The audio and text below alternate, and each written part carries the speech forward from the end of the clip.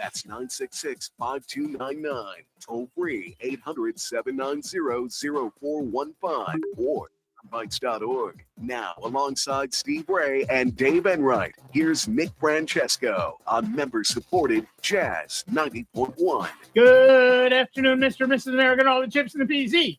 It is Saturday, the 9th day of August, Anno Domini 2025. And you, you lucky people, you're listening to Sound Bytes. I'm Nick Francesco. I'm Dave Enright. And I'm Dennis Worster. I think we can't hear Steve. Oh, all right. That's what I'm getting right now. There's Okay. We'll figure it out. We'll figure it out. Until then, we have Steve Ray sitting. Probably you can see him on YouTube, but you can't see him. He's not in the studio. He's somewhere in the Midwest. Yes. One step ahead of the law. If you're watching the video feed, you can see how angry this is making me with my red light. No. I see that.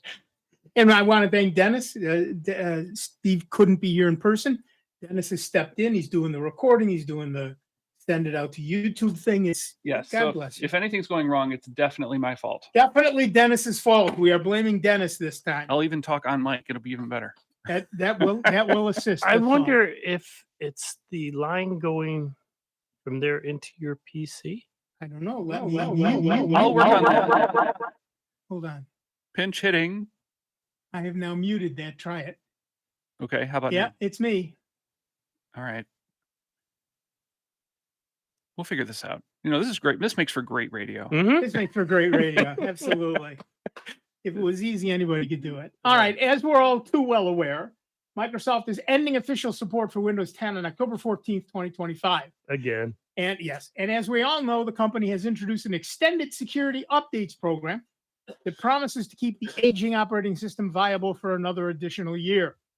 But a recent revelation has sparked frustration among users and industry observers. Even those willing to pay the $30 fee for this extension must link their devices to a Microsoft account.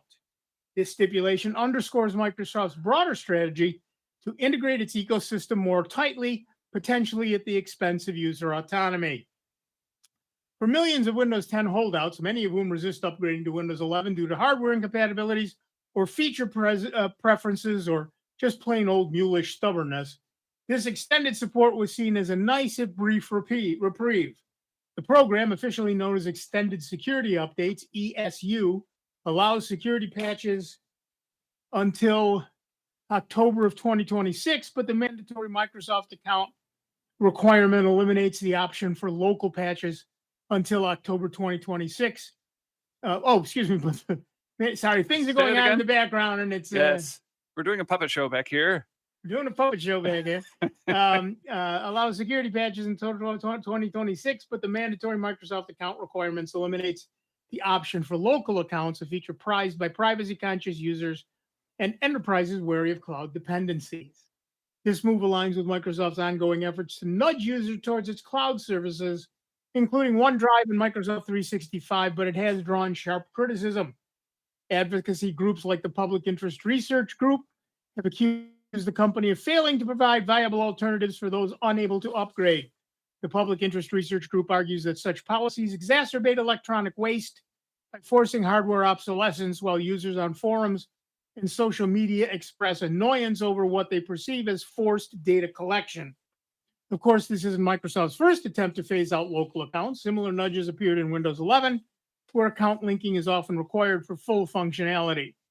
From a business perspective, mandating Microsoft accounts in the ESU program could boost adoption of subscription-based services, generating recurring revenue amid slowing PC sales. Analysts estimate that with over 1 billion Windows 10 devices still in use, let me repeat that. How many was billion? That? Billion with a B. With a B, Windows 10 devices still in use. 1,000 million devices. Yep. Even a small uptake of the $30 per device extension, applicable to up to 10 devices per license, could yield significant income, up to $30 billion. Yes. However, this risks alienating a loyal user base, particularly in enterprise sectors where local accounts are standard for security. Yeah.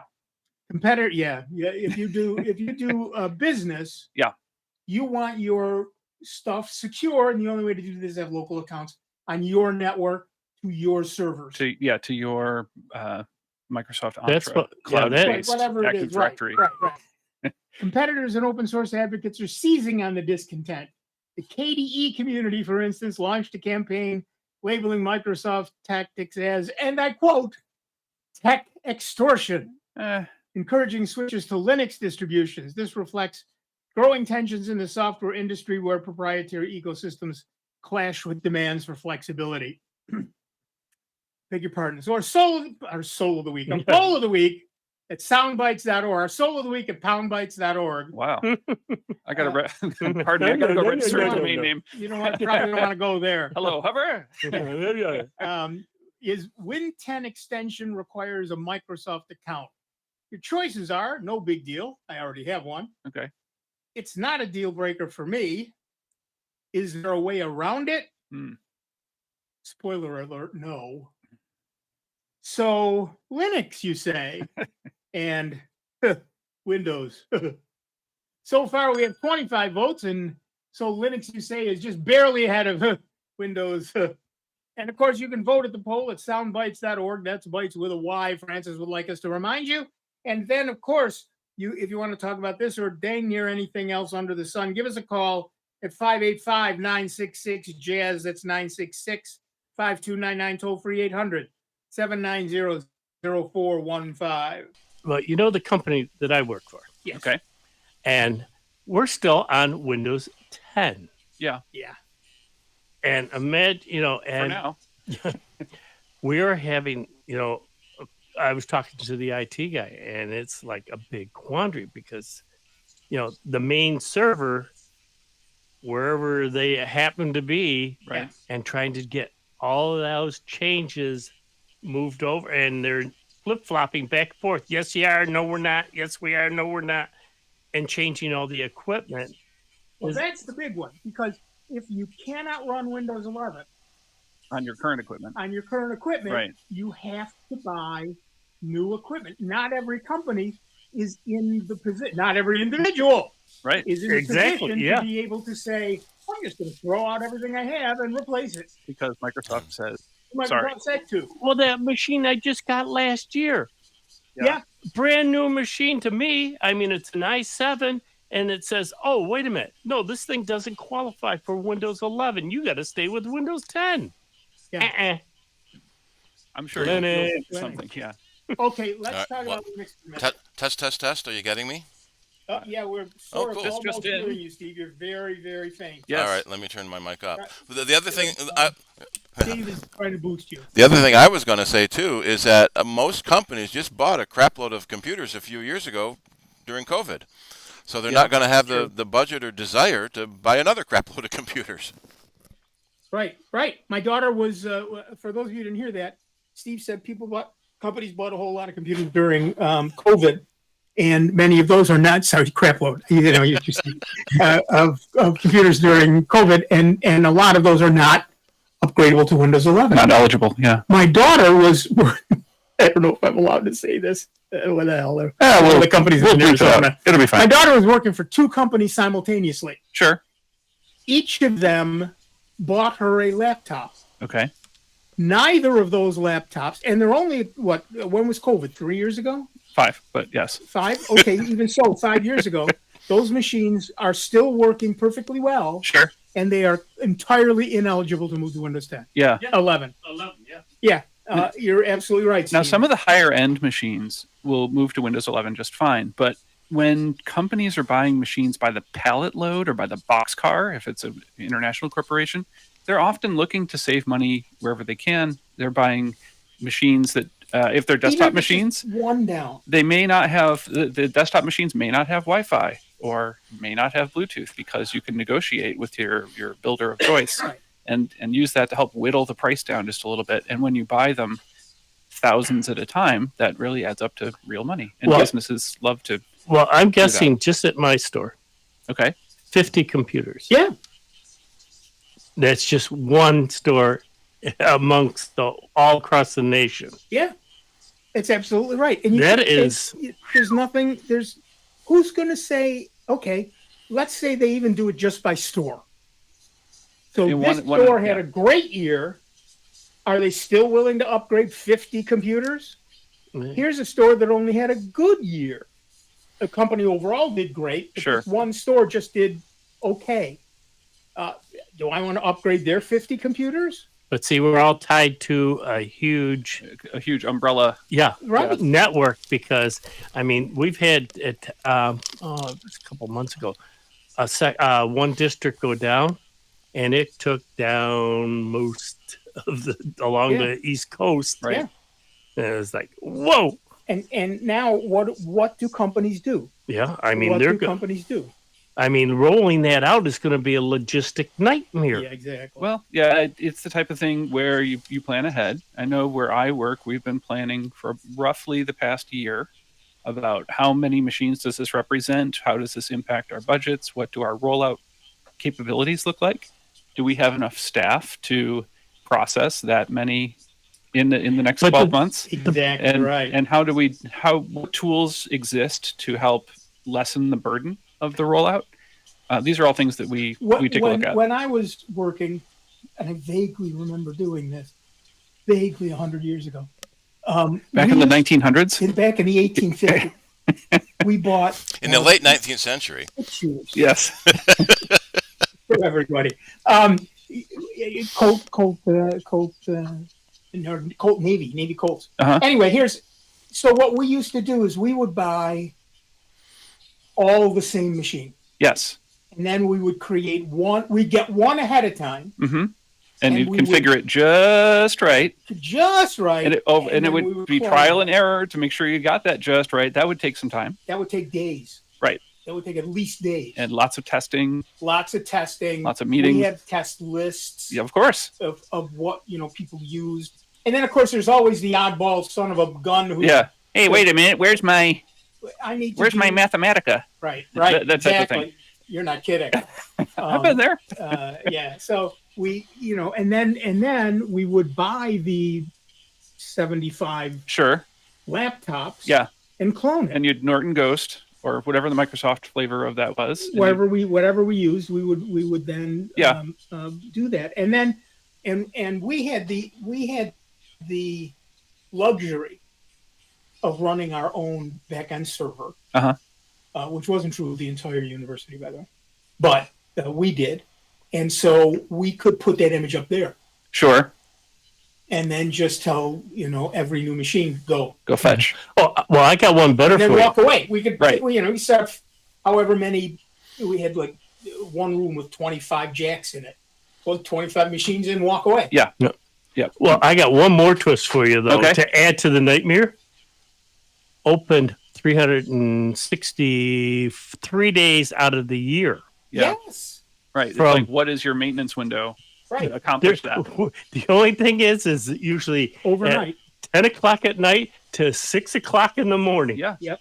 I cannot tell you the number of nights I spent in the server room. Oh, of course. It's your second home. You take a jacket because it's air conditioned. You take cold. a jacket and you bring in headphones and gloves.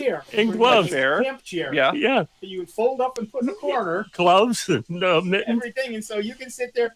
Sometimes an update takes an hour. You're sitting there watching it. Yes. Just in case. No, the amount of time I've spent in my career watching progress bars is or maddening. That stupid thing going around and around and around. So in the Mac world, we had this. It was going on well into the late 2010s. Hang on a second, Dennis. Go Before ahead. you start that, I am supposed to be working today, so. I'm going to step out. I'll keep a monitor on. The little red light is no longer on your face, but it's still staring straight into the camera. Yeah, I'm going to put Google Eyes on it. Yeah, rotate your head a little bit. Here, I'll just go like. I'll figure it out. We'll figure out some. There now. Oh no! There. Oh no! We couldn't read it. There we go. Now we can read it. Yeah. Okay. I'll be monitoring. Yes, thank you for that. Steve actually has to work for a living. So in the Mac world in the 2010s, we were doing the exact same thing. You'd get a machine, you'd configure it just so, and then you'd create a disk image of that, and then you'd push the disk images to all your other machines, and we called that creating a golden master. Yep. Where you'd push that device. That's what we called it too. And that kind of came by the wayside because what ends up happening is your golden master starts to tarnish. And some of the software that you're pushing out has updates. Some of the settings need to be slightly different, and you end up writing scripts to go do those things after the fact. And before you know it, you've got more time being spent fixing the golden image than figuring out what's next. We were lucky in that I was allowed to mandate all the machines will be the same. Yes. So they're all Toshiba laptops. Yeah. We bought 25 of the say Dell or Toshiba or whoever we got. Sure. Whoever gave us the deal that year. ThinkPads or whatever. Right. Whatever. I love the ThinkPads. They were great. The keyboards were fantastic. Remember late Bob Smith, how much he had his glued together? He was running his with spit and string. Oh, he had this thing. I think it had been dropped on stuff. This was an original ThinkPad from IBM. Oh okay. Yeah. And he had that thing. He had dropped it a number of times, and he had this corner glued. He had me look at it a couple times, and I was trying to put some other ribbon cables. I had to replace one for him, but that thing just kept going and going. He just wouldn't give up on it, and those were so cool. They were more like little plastic briefcases because they had the little releases on the sides and the top corners. Loved those. My favorite was the one that had the two halves of the keyboard that had to be rearranged in like a puzzle piece pattern in order to fit the narrowness of the laptop when it closed. And every time you opened it up, they would slide out and then rotate into position and snap together like Tetris pieces. I love that. It was so satisfying to watch. My current desktop is a Think Center. Okay. RE. Yes. And it's wonderful, but it's not, it doesn't have the cachet of the whimsy, the design whimsy. But yeah, I think people are going to find, and we'll get to the phones in just a second. But I do want to say, we should at some point talk about the new Linux distribution. Okay. Winux. Oh, this is new to me. I'll be learning. It looks exactly like Windows 11. Interesting. You get Copilot. Really? Well, yes. Wait, what did you say again? There's a new Linux distribution called Winux. WINUX. It looks exactly like Windows 11. Or, if you prefer, you can make it look like Windows 10. Oh. And I haven't. Okay, before we get to that, I know Will from Hampton is previously Will's cool. As known as Ubuntu. Yeah, it was something. I'm checking the Wikipedia. But the thing about it is, it really is very Windows-like in that when I installed it, it then spent an hour and a half updating. Wow, they even got the update part right. Yes. Well, how do they do that? It uses Wine and does a lot of stuff. I see. And all of that stuff updated. Oh, this might be the answer for my wife's machine. Okay, Winux, previously known as Ubuntu, and Linux FX is a Linux FX is the one I remember. For personal computers based on Kubuntu and themed close to Windows 11. It bundles Only Office, which is another new one for me. Only Office, but it also gives you an other option software for the Microsoft 365 online stuff. According to Wikipedia, the Register claimed the distribution likely infringes on trademarks by Canonical and Microsoft, while ZDNet warns that it might be a scam. It might be. And I will say this about it. It clearly is written by people to whom English is not their first language. I see. But it really looks like definitely worth investigating. Maybe throw it in a VM. I'm running it in a VM. There you go. Throw it on a Raspberry Pi. What happens exactly? So okay, I'm running it on a VM, and so far it makes me giggle. Yeah, it just makes me giggle. All right, to the phones. And our first caller is Will from Hampton, VA, who I hope will also make me giggle. How are you, Will? Now you know, Nick, that I always somehow or another end up dovetailing on the topic of discussion and putting my 2 cents in. Yeah, of course. Here's my thought on the matter. Goldman Sachs, Lockheed Martin, large hospital systems, economies of scale. That's what we're talking about here with respect to a changeover. Yep. Mm-hmm. Economy of scale is the big thing, and that's and you cannot get away from that. in anything. And what Microsoft doesn't understand is that out in the real world, we don't have metric buckets of cash sitting around, just burning a hole in our pockets to spend, waiting to spend on new equipment. Yeah, no, it's usually something that's budgeted out in advance. A year ago, at least. Oh, at a minimum. Yeah. Where I work, we are looking about 5 years in advance. 5-year plan. Yeah. And so you can't just walk in and say, "Hey, guess what? Everything we know is wrong." Right. It's fire sign theater. Here we go. I absolutely agree, Will. Economy of scale is the correct phrase. If you're one person buying a computer, it's still economy of scale, because not everybody is sitting around with enough money hanging out to say, you know what? I think I'll throw away that 2-year-old machine and just buy something new. What the hell? And what's going to happen now with the new tariffs on chips and everything else? Well, and that's just it. That's just it. If it's price of steel to make the cases and everything else. Yep. Yeah.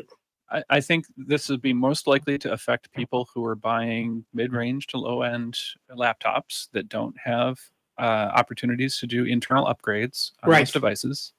For people who buy gaming machines or build their own gaming machines, I'd say this is less likely to be an issue, because you'll have the ability to swap out the modules inside to make them compatible with Windows 11. Yep. In general, I think for businesses, most businesses are thinking about their technology on a multi-year timescale. They are either leasing their equipment or they buy it outright. And it's a cost of doing business. It's the thing they use to turn $10 into $1,000 and to be a lever towards their productivity. So I think it's a worthy expense. But I also look at, what is the expected lifespan of a machine on somebody's desk? In general, at least where I live in the Apple world, it's very common that we're seeing machines have OS support for between 6 and 8 years in general. And in the past, anyway, that was about the time that you were considering upgrading the machine anyway, because either the battery wasn't holding a charge as well as it used to, or the hard drive was not as performant as it used to be, or there are new features in the new equipment that you really want to take advantage of for your own personal use. Businesses are a different case. It's really just dollars in to dollars out and factoring in how quickly they can amortize that cost. And with the economy the way it is, people are looking to amortize longer. If they can, they're looking to stretch it out. And so they're not looking right now. They can't look at 50 new computers or 2,000 new computers and say, what the hell? And just replace them all. And the other thing is along with the new machines, the software tied to that. Sure. Are the programs that you're running currently on Windows 10 going to go transfer over to Windows 11 easy? And how hard is that going to be for this tech support people? Sure. To make the transfer. There's an impact in every department. Yep. No, it's just something as simple as tech support gets a call. I can't print. Sure. Oh, right. We set up your new computer, but we didn't set up the printer properly, or it can't find. We expected it to find the printer and it didn't. Or the printer driver isn't compatible with this new method that Windows 11 requires. Yeah. I'm sorry, Will. We talked way over what you were trying to talk about. I apologize. I pretty much expressed my point. Okay. Well, we appreciate your call. Thank you, Will. Of course. Keep smiling. Bye-bye. Yeah, absolutely. Yeah, that's right. It's a tricky thing to figure out, but it's you and I have been all three of us have been in the IT world long enough to know that this isn't the first time this has happened. It won't be the last time it happens. And in general, we've seen this kind of thing before, and we can work through this. But it does require a little bit of planning and figuring out OS, hardware support, application support. And one thing I vendor hear support people say is, there's TPM modules you can plug in. Well, you have to have a TPM header. Yeah. And your motherboard has to be TPM compatible. Sure. And so it's not, I'll just go to Amazon and get a TPM. Yeah, it's a yes if. Exactly. It's a yes maybe. Right. Very maybe. But it's worth investigating. Yep. Yeah, it is. Yeah. All right, we're going to take a quick break. Back in just a couple of minutes with Dave Enright, Dennis Worster, the ghostly Steve Ray, me, Nick Francesco, and you. It is 29 minutes after the hour, and you are listening to the longest running computer show in the known universe. That would be Soundbites, right here on member-supported Jazz 90.1. We will see you on the other side. Computer talk you can understand. More Sound Bites is next on member-supported Jazz 90.1. NBC News Radio, I'm Lisa Carton. Ukrainian President Volodymyr Zelensky is rejecting President Trump's suggestion that Ukraine give up some territory to make peace with Russia. Trump announced on Friday that he'll be meeting with Russian President Vladimir Putin next week to discuss a peace deal between Ukraine and Russia. Here's NBC's Andrea Mitchell. It's going to be the first time Putin will be on American soil since a UN speech in 2015. And it's notable that after several weeks of criticizing Putin, saying he was frustrated with the lack of progress in Putin's accepting a ceasefire with Ukraine, Trump said, Putin, I believe, wants to see peace. A ceasefire deal could resolve the 3.5-year conflict, one that could require Ukraine to surrender significant territory. A storm system is creating a flood threat in parts of the upper Mississippi River Valley this weekend. Heavy rainfall may lead to flash flooding in the region. Areas between Des Moines and Chicago will see the worst of it. Lisa Carton, NBC News Radio. No one wants to be struck by lightning unless it feels good. This is Sandra Tsinglow with the Lowdown on Science. Have you ever wondered what it's like to be struck by lightning? Ask a tree. Lightning strikes kill millions of trees each year, but some benefit from it. Huh? Dr. Evan Gora and team at the Carey Institute of Ecosystem Studies surveyed lightning strikes in a tropical Panamanian forest. Results: when lightning strikes the tall Dipteryx oleifera tree, it survives while its competitors don't. Plus, a strike kills 78% of a parasitic vine that grows on the tree. While lightning usually kills, for some trees it's a shot in the arm. It's an important reminder: every cloud has a silver lightning. The Lowdown on Science is a production of LAist 89.3. At the National Children's Cancer Society, we know that the best treatment in the world doesn't matter if a child can't get there. The social worker here, she told me about NCCS. I feel like it's amazing that there's organizations out there that are assisting parents like myself with gas reimbursement, funding. It helps out a lot. To help in our mission or just learn more about the NCCS, visit thenccs.org today. It's where the groove survives and thrives. It's where you'll hear everyone from Gray Boy to Grant Green, Sly and the Family Stone to Jimmy Smith, Charles Erland to Charles Wright. It's the Soul Jazz Spectrum, Sunday nights at 9 on member-supported Jazz 90.1 and jazz901.org. Tune in or listen on the Jazz 90.1 audio vault or search for Soul Jazz Spectrum on Mixcloud.com. I'm Chuck Angersall, inviting you to join me for what it was, what it is, and what it will be. Soul Jazz Spectrum on Jazz 90.1. You've been diagnosed with type 2 diabetes. You have to carefully monitor your health for the rest of your life. And you have an increased risk of developing cardiovascular disease. Cut, take two, action. You've been diagnosed with a new purpose: to fight for the amazing life you made for yourself. To look that risk of heart disease square in the face and say, no, not me. You've been given a new opportunity to live. Get started at NoDiabetesByHeart.org. I'm Tiffany Haddish. And I'm Marlon Wayans. African Americans are 3 times more likely to be diagnosed with pancreatic cancer than any other racial or ethnic group. Access to cutting-edge treatment can help make long-term survival possible. That's why Stand Up to Cancer and the Lustgarten Foundation have teamed up to bring over 30 pancreatic cancer clinical trials to those who need them. For more information about the latest pancreatic cancer research and clinical trials near you, visit pancreaticcancercollective.org. Here's the latest Jazz 90.1 weather forecast. Look for a good supply of sunshine from hilltop to lakeshore across all of Rochester, Western New York, and the Finger Lakes here for your Saturday, but it will be a little bit on the hazy side. The high temperature in the upper 80s to near 90 with a gentle breeze. Coming up for your Saturday night, look for a mainly starlit sky. It will be on the hazy side still. Overnight lows will be in the upper 60s, sunny and hot for Sunday, highs in the low 90s. I'm meteorologist Josh Nichols for Jazz 90.1. And currently, right now, we've got clear skies. It's 88 degrees out at the airport and 85 here at member-supported Jazz 90.1.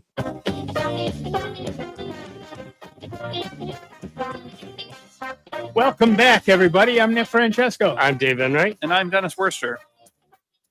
And at 35 minutes after the hour, we are Soundbites. It's true. We're still Soundbites. We're still Soundbites. We're working on getting Steve. Steve will be back with us when he's... And the ghostly Steve Ray is hovering somewhere in the distance. When he passes by the mic. Yes. Yeah, right. He just floats by. You know what? I'm going to read the miscellaneous news because we were just talking about Linux. Okay. Linux is gaining popularity as a desktop operating system. Still? According to the United States federal government website and app analytics count, the Linux desktop market share over the last 90 days has reached 6.3%. My goodness. A new high. That's like Mac OS in the 90s. Exactly. Anything could happen now. Anything. This number comes from a scan of 15 million consumer systems and 3.5 million corporate systems. Okay. And projections say it's poised to reach 10% by the year 2030. Much of this is likely powered by people who can't upgrade to Windows 10 on their current perfectly acceptable hardware and people who are running Raspberry Pis. Year of the Linux desktop, baby. Where does Chrome OS fall into that? Chrome OS is that a would Linux count? operating Okay. system. Yeah, so yeah. what about, does that mean all Chromebooks and all the K-12 schools count towards this? Okay. Yep. All right. This is starting to make more sense. Okay. Yeah. Oh, I see. Linux by itself won't hit 10%, but only if it uses Chrome OS.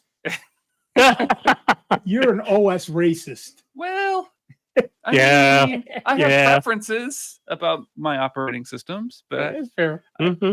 So do I. I like Linux. Brilliant Labs has just raised the bar for wearable technology. Their new product, Halo, is the world's thinnest open source AI glasses, yet it packs more intelligence and capability than any other smart glasses have had that come before it. yeah, this one looks cool. Yeah, designed to look and feel like a normal pair of glasses, Halo reimagines what's possible when cutting-edge AI meets sleek design. Unlike bulky smart glasses from other brands, Facebook. yeah. Have you seen those? Either one. They're 44 pounds. Yeah. No, well, the Apple ones are just like goggles, right? But the but people don't wear them. I mean, they did No. a survey of people who bought them. They Yeah. said 5 minutes, maybe I'll wear them. They're just too heavy.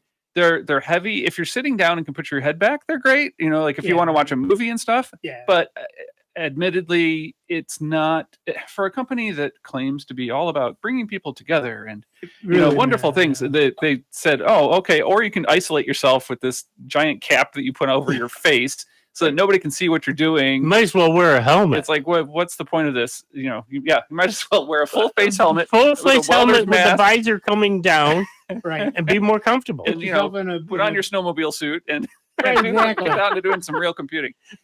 Get yourself in a sensory deprivation chamber. But the Meta ones they sort of looked like Ray-Bans, but everything was really thick about them. They were sort of like, if you were going to draw a cartoon of a person wearing nerd glasses, this is what you would say, and this is what you would draw. But I want to believe that maybe this company is going to the next gen. Unlike bulky smart glasses from other brands, Halos feel natural on your face, weighing just over 1.4 ounces. Ounces. For those of you who insist that your measurements make sense, that's 40 grams. 40 grams. But inside that slim frame lies an AI powerhouse equipped with a full color display, advanced sensors, bone conduction speakers, and an assistant that listens, sees, remembers, and even builds apps for you. Okay, so does that happen on the glasses, or does that happen when you're connected to Apparently, a phone? yes. You got to be connected, yeah. Okay. Well, but some of it happens. Oh yeah, some of it happens in the within, glasses, yeah. and some of it happens on the phone. The tricky part has always been, if you have enough horsepower to do these things that they're talking about, it usually required a fair amount of processing power. Right. And that usually required a fair amount of battery power. And the batteries, because of physics, could only be a certain amount of battery energy within a certain volume, which made the glasses look clunky. So I'm interested to see how they're arranging this. How was it engineered? It just goes back to what I've always said for the longest time is the technology on cell phones has to be more focused on longer battery life. Just a bigger battery. And Yeah. We blame Apple. A little thicker. It's not thin enough. Yeah, it's more than thin enough. First, every single human who buys an Apple phone buys a case for it so that it doesn't bend. Secondly, it's so thin you can only put a battery in it that lasts half a day. I want 2 days worth of battery, 4 days worth of battery. At least. And I want it thick enough that I don't feel danger putting it in my pocket. Right. Yeah. No, and you don't longer have battery to would be great. make it that much thicker. The technology is there. Right. Right. It is there. Intel has a lot riding on 18A, its next generation manufacturing process for silicon chips that the company claims will help it catch up to the lead that competitors like TSMC have built up over the past few years. With 18A, Intel would return to manufacturing its own processor designs in its own factories, including the upcoming Series 3 Core Ultra chips for laptops, codenamed Panther Lake. Intel is also offering 18A manufacturing capability to external chip makers. But a Reuters report claims that Intel is struggling to make usable chips on 18A, 18 angstroms. Okay. Yeah. According to people who were briefed from the company's test data since late last year.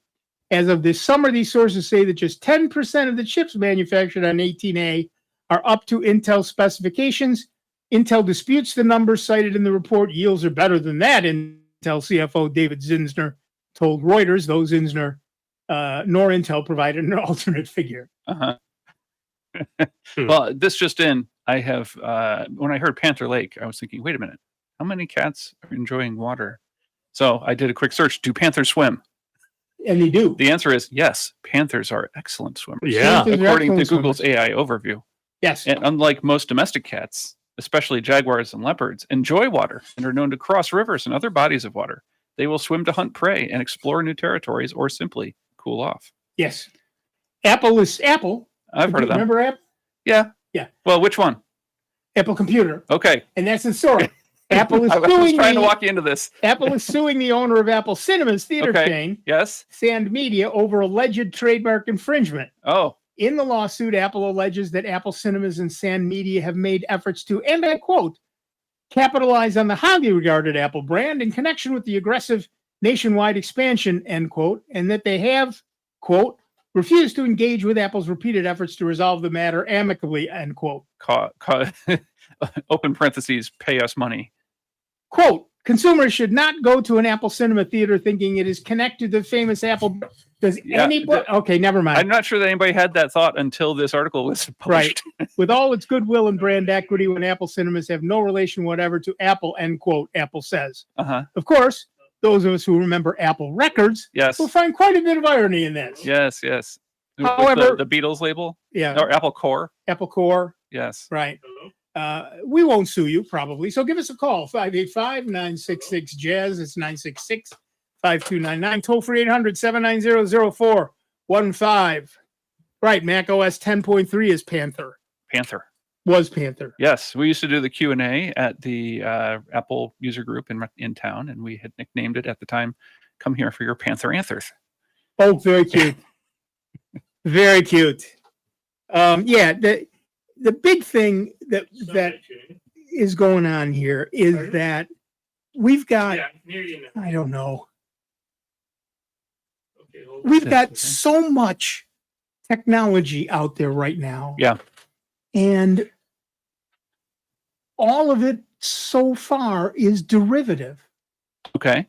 Go on. You know, tell me more. We don't see brilliant new products. The glasses, yes. Okay, so innovation. Right. You're right. Hungry for innovation. That's what I'm hearing. For innovation. Yes. We used to have those things. Remember those things?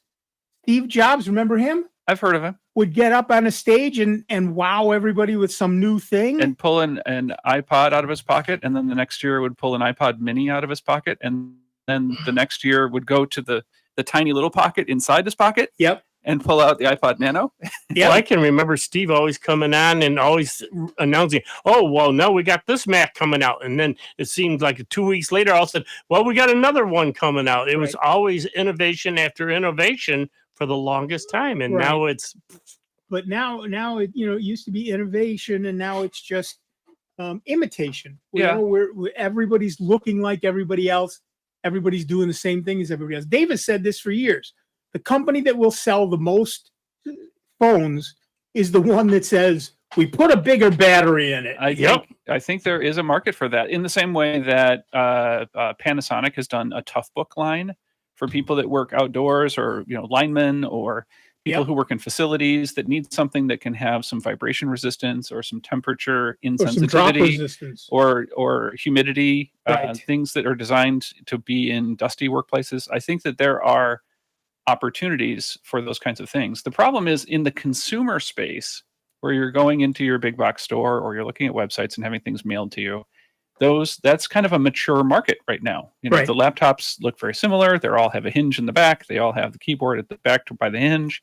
In previous decades, it was not necessary. You weren't necessarily knowing that your trackball was off to the side and it was clipped on, and it was a trackball, not a trackpad. And there was a lot of people designing different ideas and I had a little figuring things out like that. Yeah, a little tiny mini laptop that was so small. The rollerball was here. Yes. And I think it was Toshiba that did that. Toshiba. And then the clicking buttons were on the back. And clicking buttons around the back. Left and right mouse buttons. Yeah.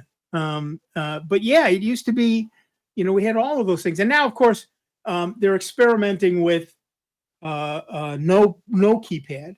Sure. Because you can do touch screen, but they're doing motion gestures. Right. So then we went to cell phones and faster cell phone networks and data. And then we went to tablets and larger screens, larger batteries, larger capabilities, different design ideas about direct interaction. So instead of moving a mouse cursor, you were touching things and interacting directly on the screen.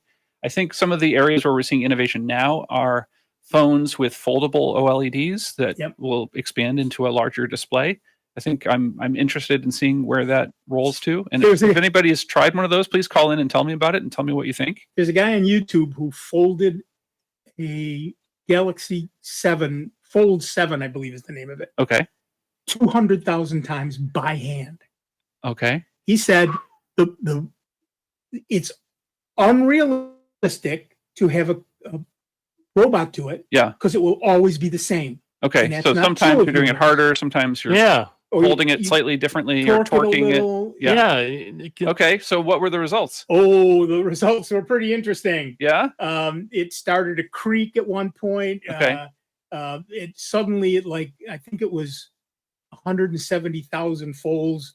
Some mysterious black liquid started to come out of the hinge. Oh, interesting. Ooh. Yeah. And it was, by the end of 200,000, you could see cracks, and it would still hold. So, one of the things the phones do is sit like this. Yes. It would still do that. At like a 90-degree thing like so you can present it.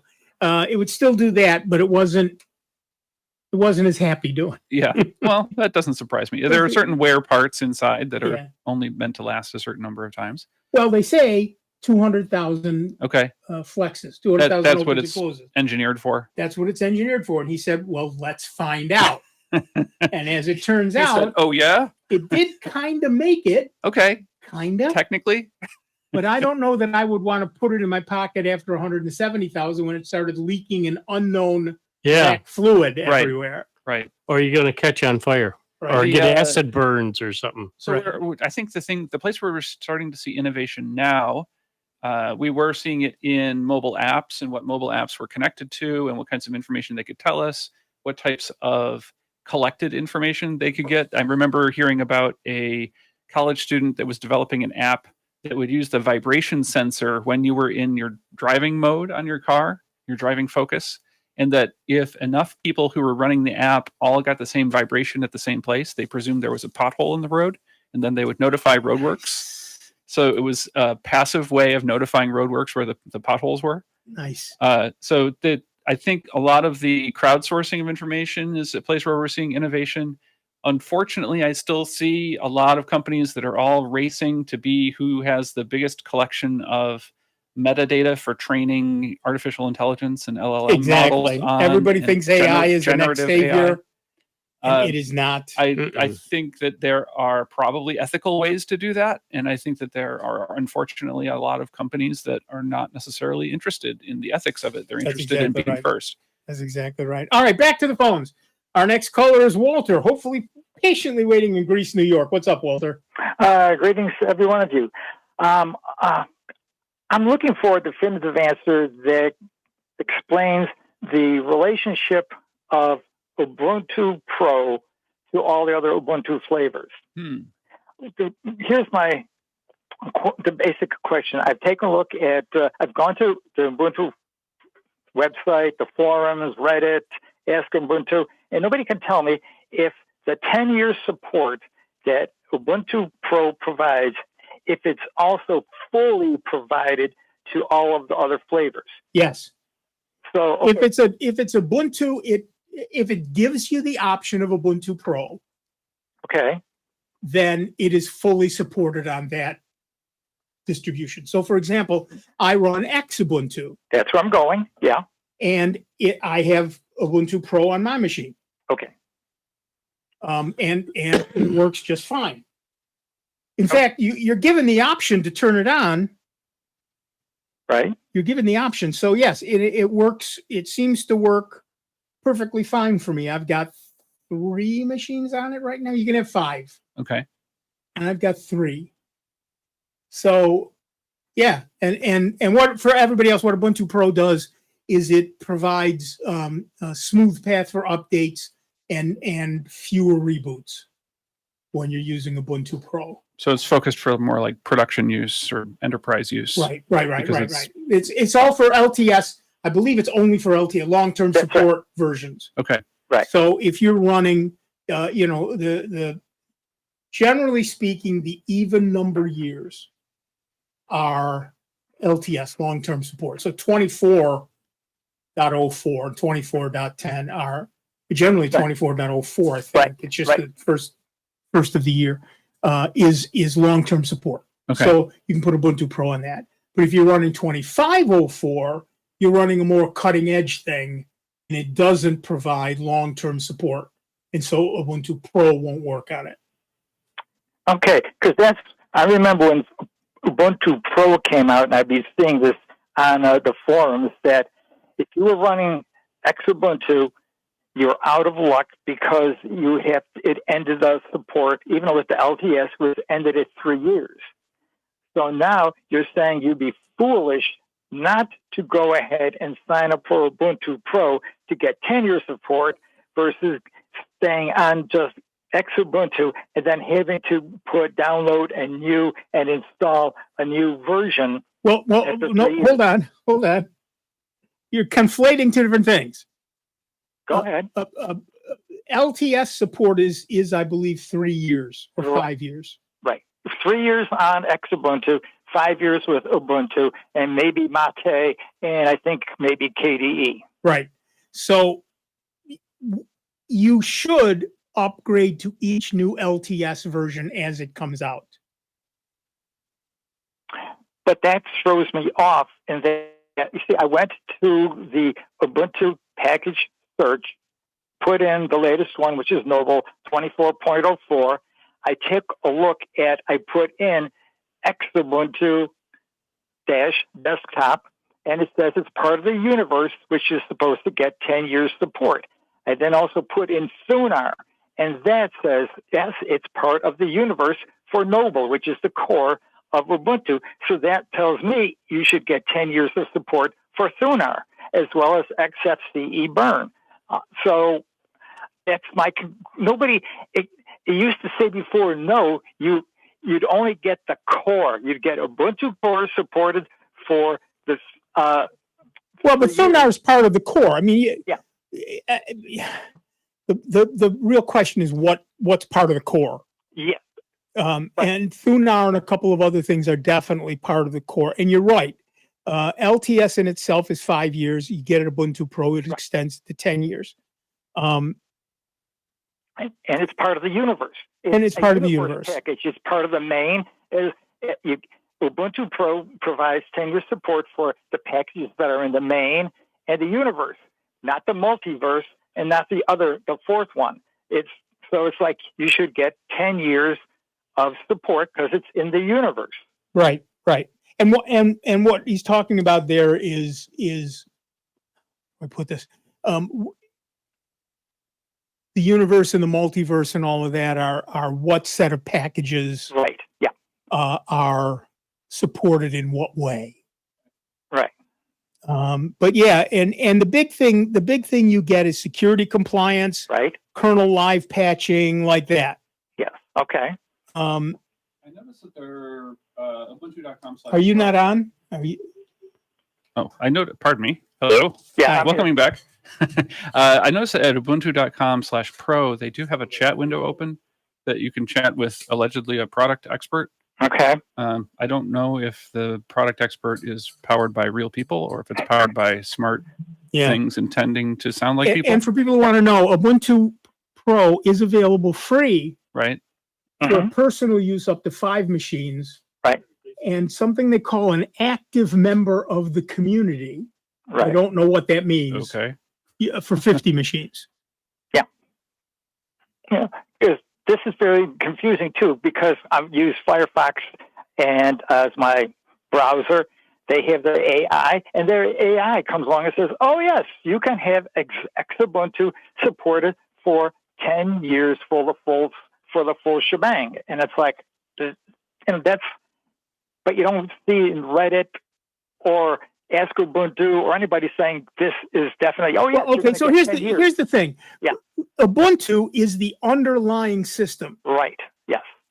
Xubuntu or Kubuntu or just Ubuntu is Ubuntu itself. Right. With a GUI.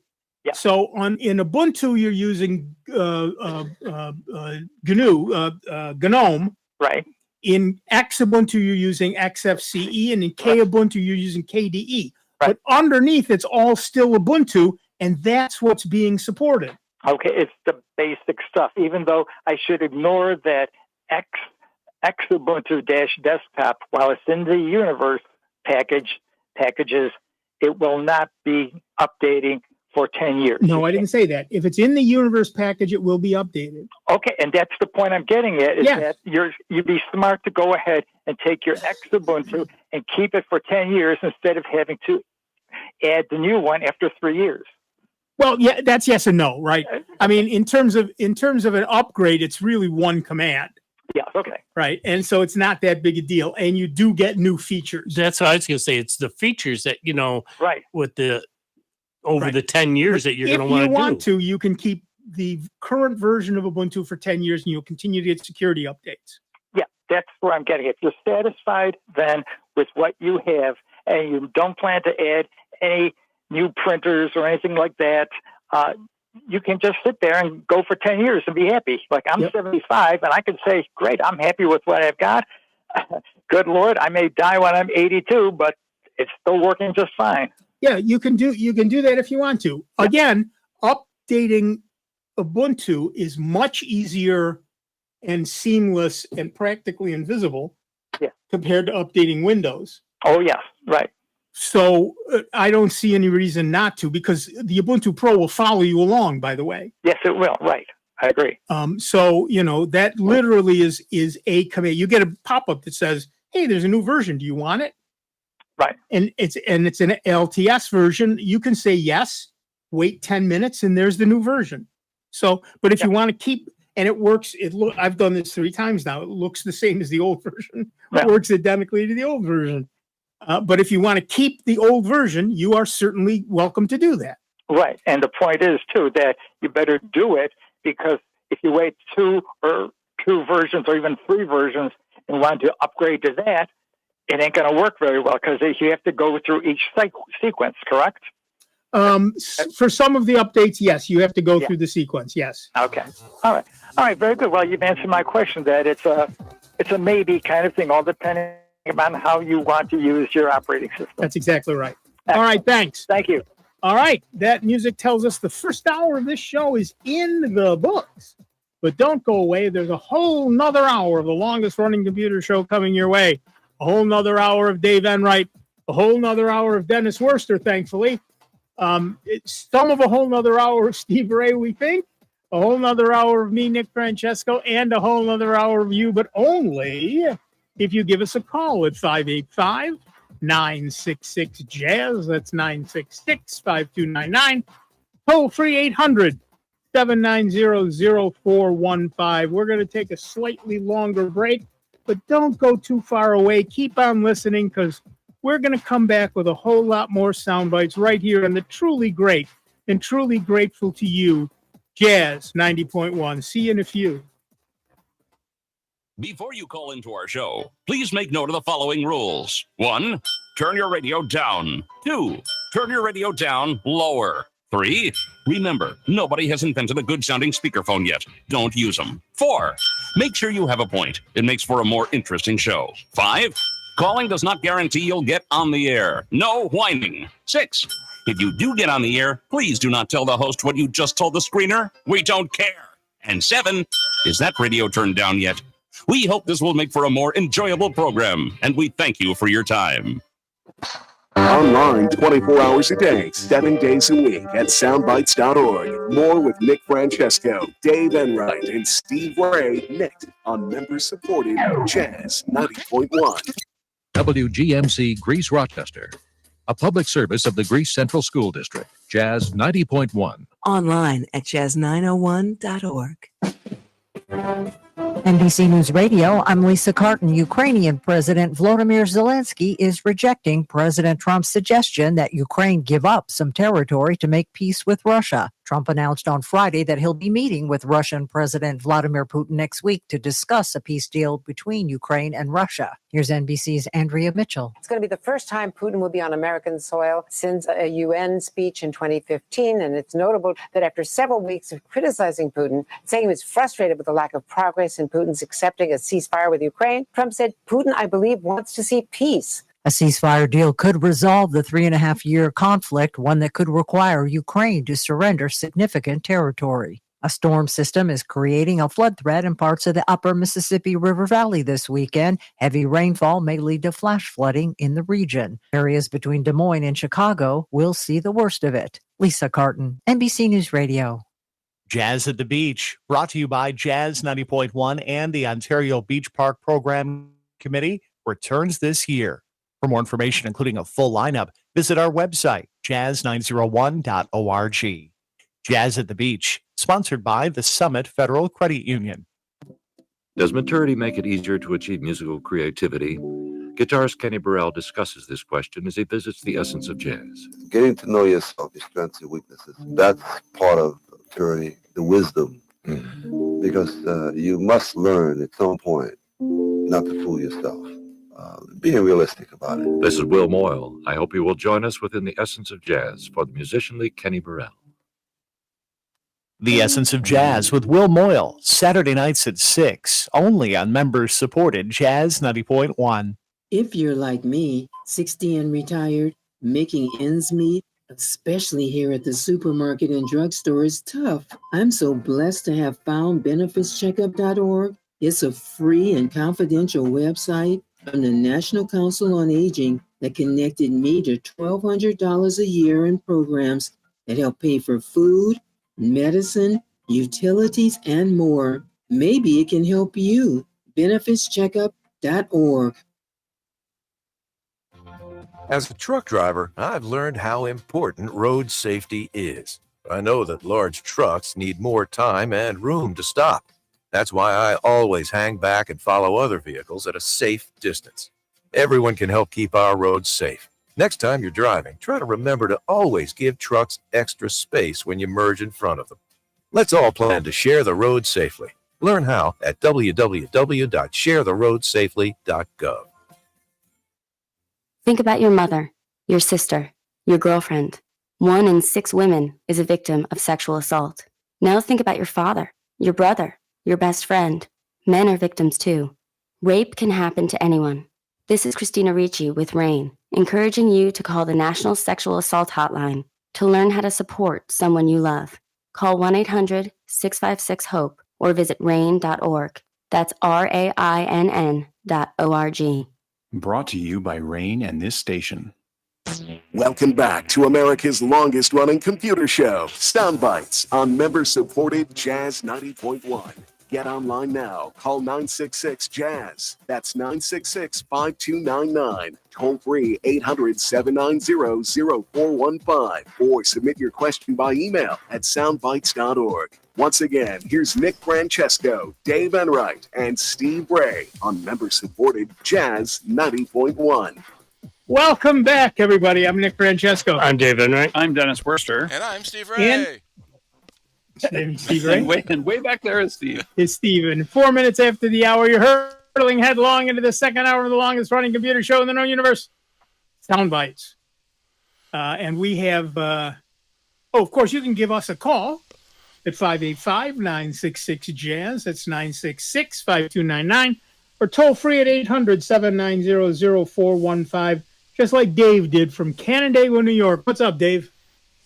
Oh, well, a bunch of stuff. I've been wondering whether I could upgrade my old PC here with a new TPM chip, but I couldn't really determine whether an old TPM chip and socket would allow it to upgrade. And all the hunting I did, I just couldn't find any definitive answers. And that's mainly because there are no definitive answers. Yeah. Okay. The definitive answer is it depends. Yeah. Yeah. You're talking about all the problems with upgrading and all these systems coming to an end. I have a solution. Why don't we just all go back to DOS and we'll all be fine? You can still download PC DOS and I believe DR DOS, I believe. Oh, yeah. Digital research. Yeah, exactly. It's been a while. Free DOS. And run those on anything you want. Yeah. I got a question coming up, but I'm also going to point out, not a criticism, but there's a lot of latency on your camera between your spoken word. And this is the same problem that I ran up against, or I've been running up against. And it's either your internet connection speed or maybe something to do in whatever computer is trying to process all that video data. And the one thing that's different, because normally you guys are fine, but Steve is somewhere else, and how he's tied into this feed, I don't know, but it's probably right. Well, and we have Dennis doing this on a different laptop.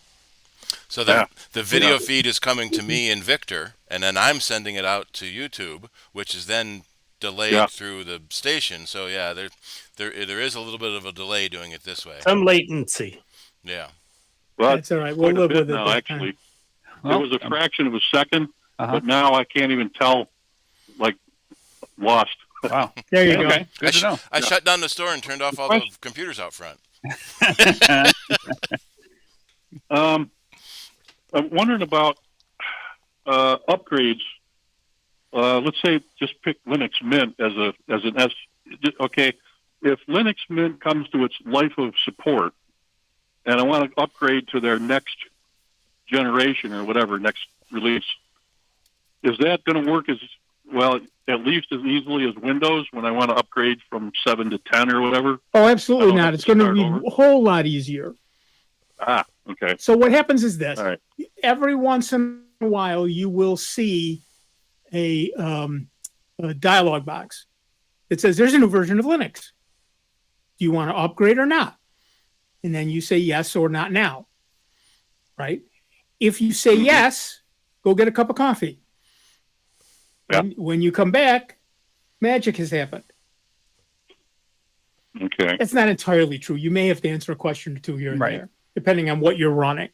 But generally speaking, it's that easy. So the other part of that question is, if I wanted to switch to a different distribution, is that probably a little harder? But it depends. Are you switching from, say, Debian to Red Hat, or are you switching from Xubuntu to KDE, Kubuntu? Yeah, but that's sort of I'm just trying to figure this out before I dive in. Oh, okay. So here's the thing. As we said to Walter, there are two parts to Linux. There's the underlying operating system, which, let's say you're using Ubuntu, right? So that's Ubuntu. And then on top of that, you put a GUI, a graphical user interface, that makes it X Ubuntu for XFCE, K Ubuntu for KDE, or just plain Ubuntu for GNOME. Now, here's the magic of Linux. You can change your GUI using the exact same underlying operating system.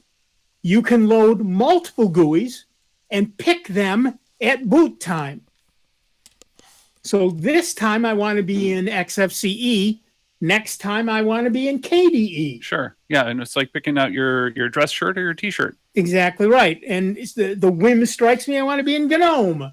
I can do all of that. They're all just living happily on the same hard drive.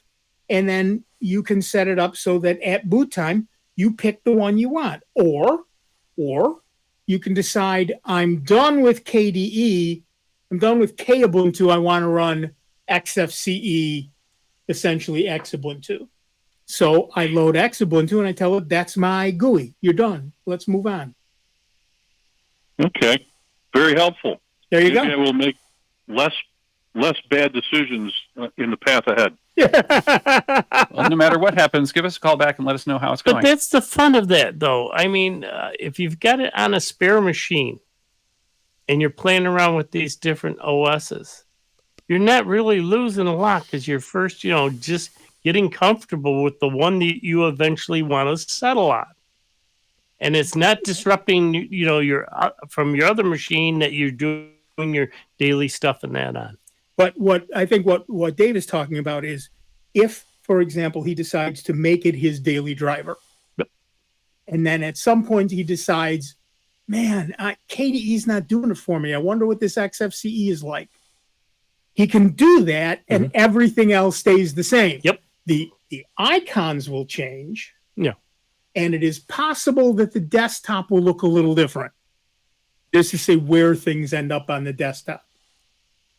But that's cosmetic. Yeah, I don't think behind the scenes, the structure is the same. Right, the structure. So, for example, if I've got things, so let's say I'm in KDE and I've moved the trash can down to the lower right because Dennis told me to, because that's the way Mac does it.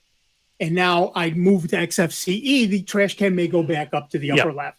So I have to move it back down again if that's where I want it. It's those cosmetic little things. Trivial. But all my data are still there. All my programs are still there. And everything is exactly where it was. So if I'm used to running cron jobs and I run a cron job at 3 a.m., it's still there. It's still running at 3 a.m. every day, backing up my system. That doesn't change. The only thing that changes is the graphical user interface, the shell. GUI. Yeah. Yeah, and you can have whichever shell you want. And Lord knows there are 150. Like I say, you could take from now until the end of the year reviewing all the different flavors.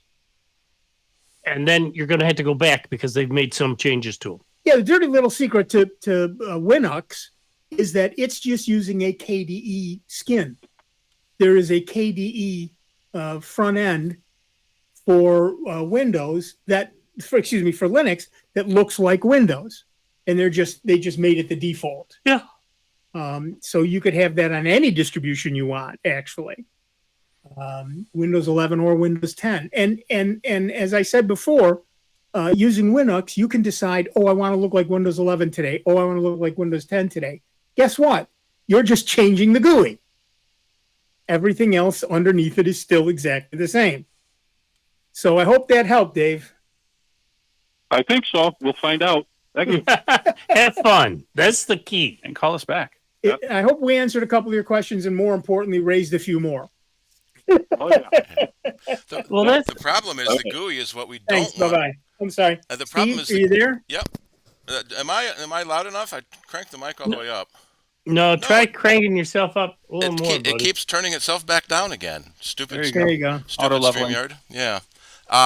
The problem is the GUI is what we don't want to change. If you can fix the bugs and replace everything underneath without changing my GUI, people will be a lot happier. Yeah. Yeah. No, and they'd also still be on a Windows 7 GUI. Yeah. Right. And there's nothing wrong with that. As long as you fix the bugs underneath. Right. There are Windows 7 front ends for Linux as well. People have spent time crafting front ends for Linux that look like Windows in every form there is. It's like interior design, right? Exactly right. It's like we've said before for decades. You buy a new car, it still has four wheels, an engine, and a steering wheel. Buttons might be moved around, but it's still basically the same. Right. And the seats might feel different. Right. Takes you to figure out where the radio is, but you can play the radio. That's also a big thing. People don't change their cars that often because they don't want it to look different. They don't. I remember when I was a kid, my dad, every time the car broke down, we better sell it and get rid of this. Sell it, yeah. Yeah. Well, it's only $300 to fix it. Well, we better fix it up so we can sell it for more. Once it's fixed up, we might as well keep it now. Yeah, it's running good. Yeah, we had 30-year-old cars because they kept working. That was always the question that we would get either on the street or at Apple Cider. How long should I keep my computer for? And back when I was getting that question a lot, computers were changing relatively fast. Every 18 months or so, it might be worth looking at something new. But people's fundamental interest level in computers might be different, or people's ability to put up with things that might be annoying is different. And I used to tell people, try not to keep a computer longer than you keep your car, because the people who wanted to keep their old car running as long as they could were willing to put up with things. People that really were trading in their lease every couple of years, they really wanted to see what was new. So I would say, if you're the kind of person who changes in your car every few years, then yeah, consider it. But in general, you can probably get away with it for a while if you're willing to put up with some minor annoyances. And I think these days, go ahead. I would say one of the things that's happened in the Mac world is the shift to Apple Silicon 4 years ago, 5 years ago now. And the machines are just so much radically faster than the Intel machines. If you have an Intel machine, you should seriously look at a new computer. In fact, for sure. This upcoming Mac OS 26 is the last OS for Intel-based Macs. And a similar thing is now happening in Windows. The reason the Apple Silicon is so fast is it's called a system on a chip. One chip has your CPU, your GPU, your RAM, and your storage. So everything is ridiculously fast. It doesn't have to go out to the memory bus or the SATA bus or this bus or that bus. Everything is in one place. And streamlined it. Yeah, several companies are doing that now for Windows, Windows on ARM especially, because that's where the SoCs are coming. Right. And so now we're seeing that Windows on ARM in parallels on a Mac runs better than a native PC. Yeah. Well, and you're absolutely right. What people don't understand is you change the architecture underneath, and that gives you the opportunity to really you're free. You can change everything. Mm-hmm. And Apple's done that, 4 times? Let's see. 68K to PowerPC, PowerPC to Intel to Apple Silicon. Yeah. 4 times. And they've had the guts to look at all of their customers and say, nope, you're done now. Right. Yeah, no, it's a bold choice. It's a bold choice. And they're lucky in that they have a back end to their operating system that allows them to do that. I think the first time they did it from 68K, Motorola 68,000 chipset to PowerPC was probably the most risky one because it required a lot of adjustment behind the scenes. I think as they've been using the BSD kernel in the Mac OS 10 and Mac OS releases, that's probably gotten a lot easier because it's easier to recompile for a new architecture. Right. Well, but really where it comes down to is they trusted that their user base would follow them. Yeah, it's true. And they had some they had some guts to know that where they were headed was really where they wanted to be. Right. They weren't doing this and just saying, oh, it seems like a good idea, let's try it. And Mac people were willing to follow along. They were. I had heard on another podcast, someone put out the theory, probably Andy Anako, on MacBreak, that the macOS 10.15 shift to 64-bit only was a huge change. Pretty much every single program had to get rewritten. The annoyance was Apple gave people too much notice. They gave you 10 years notice this is going to happen. And then 5 years notice, 4 years, 3 years notice. Next year, we're going to be 64-bit only. Hi, we're 64-bit only. Hundreds of programs didn't work. Yeah, But- 10 years. Yeah. So that kind of made the transition from Intel to Apple Silicon all that much easier. The Rosetta 2 ran so much better than the original Rosetta, which was the translation layer between 68K and Intel. No, Motorola and Intel. That it made it so seamless to move because everyone had rewritten their program a few years earlier for 68K, modern OSs. The big problem when you upgrade your OS with compatibility, and what Windows people are seeing now with Windows 11, your old program doesn't work because something changed in the OS, and that bit of code is asking for, jump down while I'm talking, that bit of code while I'm asking for doesn't exist anymore in the OS. Right. And so that's why your program broke. Right. But if you're forced to rewrite your program every 5 years, then that's not going to happen. Right. Well, and to get back to what Dave was asking about, that doesn't happen with Linux, right? You upgrade to a new version of Linux, or you upgrade to a new GUI, and everything underneath it remains the same. It's just a different presentation It's layer. just a different presentation layer. Right. And so with these days, this is the innovation, right? Mm-hmm. People are innovating for themselves. Yeah. I'm tired of KDE. I'm going to go to Xubuntu and see what that's like. Right. They don't need anybody else to do anything else. Yeah, there's not a lot of friction to jump between There's only those. one front end for Windows. There's only one front end for the Mac. Right. But on Linux, you can do whatever the heck you want. Right. Because it's phoning back to the infrastructure layer underneath it Right. to make all the requests for, hey, what files are in this directory, and how do I get to this What's area? interestingly cool about Linux is it's actually a client-server relationship. Right. On the same hardware. Well, but it doesn't have to be on the same hardware, and that's the true. cool part. Yes. I have run programs back in the day. I had a system that was old and fairly useless for anything, and I put it on a machine. I put Linux on it, and actually connected back to a server. And so all the apps actually ran on the server, Right, remotely. but showed the graphics on this machine. Sure. It was a brand new machine. It was 50 times faster. Yeah. It was great. Right. And we're seeing Now, that. you could only use it on that network. I mean, Yeah. at the time, I didn't have it connected outside RIT. Sure. But I didn't need it outside RIT. I was doing just stuff inside RIT. Right. Well, and Windows has had, what do they call that when you have remote execution? Yeah, and then basically, you see that. yeah, It's that's a what it virtual is. desktop type of situation. And Yeah, they there can are all do it. entirely companies that will actually rent out a Windows desktop, and as long as you've got a machine that has enough web presence to connect to their equipment, that you can run your Windows in a browser window. No, I'm hearing back talk. We all back How about talk now? to you.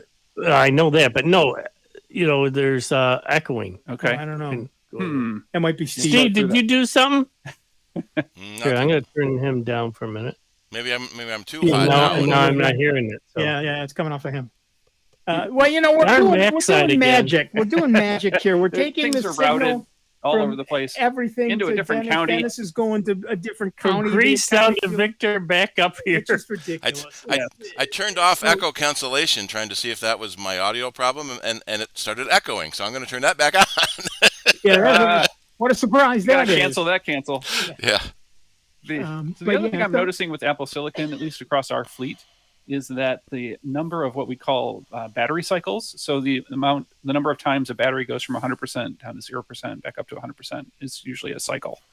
And batteries really are only rated for a certain number of cycles before they lose their ability to hold a charge. And it's not a lot of cycles, like 500, 1,000. Yeah, and that's typical. Typical.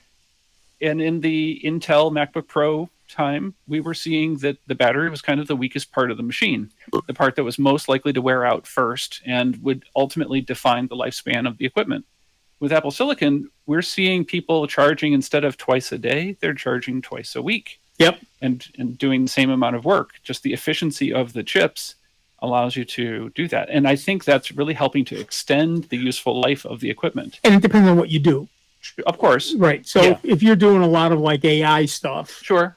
you're going to drain that battery. But That's if you're true. just doing day-to-day standard, the stuff everybody does stuff, Yeah, that battery's going to last a long, long time. And that's important. it is. It You is. want that. Because that's what pick a number. Say your laptop starts at $1,000 or $2,000, Right. depending upon which model you pick. The longer the number of months you can have that machine running and doing useful work for you, the less money you're spending over your lifetime on equipment. So being able to have stuff that has a nice long life. No, Or that's not unless repairable. you're Nick and got to have another laptop. He's got the subscription plan for the laptops just No, keep dropping off. he's collecting laptops like I collect handheld. Is this how you're doing your foundation repair in your basement? I only have 3 right now. Only 3 that work. Now, in his car. That work. That work. This is one of them, and it is. I was just thinking about this. I think this is 12 years old. Is that right? Yeah. I bought it to teach at RIT, which I haven't done, which I did for, 10 A years. while, yeah. And I haven't done it in 5. So it's 15 years old. Easy. But is this the laptop of Theseus where you've only replaced the battery twice and the keyboard twice I've and the replaced screen nothing. once? In point of fact, this is a refurb. Don't say it too loud. I bought this as a refurb. This is why I have a second laptop sitting at home. I fully expect this machine to die any day. And just for that, it's going to last you another 20 years. I hope it does. It's going to have Oh, 802.11 look, he's gone. for the rest of its life. Yeah. I actually had this argument with Steve. I've got a couple old MacBooks that I would love to resurrect with the thermal paste on every single one of them. Now, I have thermal paste. I have the spludger. I have the right and you have the know-how. Thing. I don't want to spend 4 hours gently taking a laptop apart just to replace the thermal paste and then have to gently put it all back together again. And the hundreds of screws. And the hundreds of it's just Now, will local ludicrous. shops do that type of thing for a reasonable fee, or do they all want $300 just to put it on the bench? Oh, you can't. Everybody. And I haven't asked Steve. And I'm not going to Steve. Relax. But I don't want to do it either. It's exactly. That's why the price is $300. Yeah, that's exactly right. We used to have a table that we'd sit out and literally had a piece of white paper on there, and we'd draw squares, and then we'd take out so many screws in this one area, put them in there, and label it. Yeah. You gotta. And it was so dang tedious that it was unbelievable. And then it takes off when you go to put it all together. There's still one screw left over. Yeah. I use thread holders. I bought every one Joanne Fabric had before they went out of business. Oh, yeah. Thread holders are good. Yeah. I've used muffin tins, especially like mini muffins. Oh, yeah. I need a lid on mine because when I drop it, and inevitably you're going to drop it. They make silicone mats now that are sort of like a ice cube tray, which is another thing that works really well. Yeah. But about half as deep, so it's easier to get your fingers in to fish out the screws. Those work really well, and you can put a magnetic sheet behind it. That red thing behind me. Yes, and that keeps things down. But yeah, it's a magnetic screwdriver is a blessed thing. Oh, godsend. I won't not use one anymore. But yeah, it's tricky. I mean, it's hard to summon the interest level that it would take to redo thermal paste. Yeah, and I've got a MacBook Pro. Okay. Which runs great, except of course it thermal throttles. No. It's no longer has the it no longer updates. Oh, sure. It's out of support. Right. And it's got that stinking touch bar. Yeah. And so I can't put Linux on it. Although theoretically, the next version of Linux that comes out, 1.6, which theoretically comes out Monday, has support for the touch bar. Interesting. So I will be setting aside some time to try that. Well, one of the other things that happens, and I mentioned it here only in passing, one of the conferences I go to every July is at Penn State University, and it's the Mac Admins Conference. Oh, yeah. They are about to release all their recordings of all the sessions that happen. So you can go to YouTube starting Monday, and all the 2025 sessions will be released there, including one by yours truly about tips and tricks for administrating Macintosh computers in a fleet. So very exciting. If any of that seems interesting, or if you want to learn how to manage more than one computer on a network that happens to have an Apple logo on it. Well, you're a that's the YouTube place to star. go. Sure. Let's say that. Sure, we'll say that. All right, we're going to take a quick break. Don't go too far because we'll be back in just a couple of minutes with Dave Enright, Steve Ray, me, Nick Francesco. No, Dennis Worcester. Hold on. We'll be back in just a couple of minutes with Dave Enright, Dennis Worcester, Steve Ray, me, Nick Francesco, and you. 29 minutes after the hour. It's Sound Bytes. It's the truly grateful to you that we are member-supported Jazz 90.1.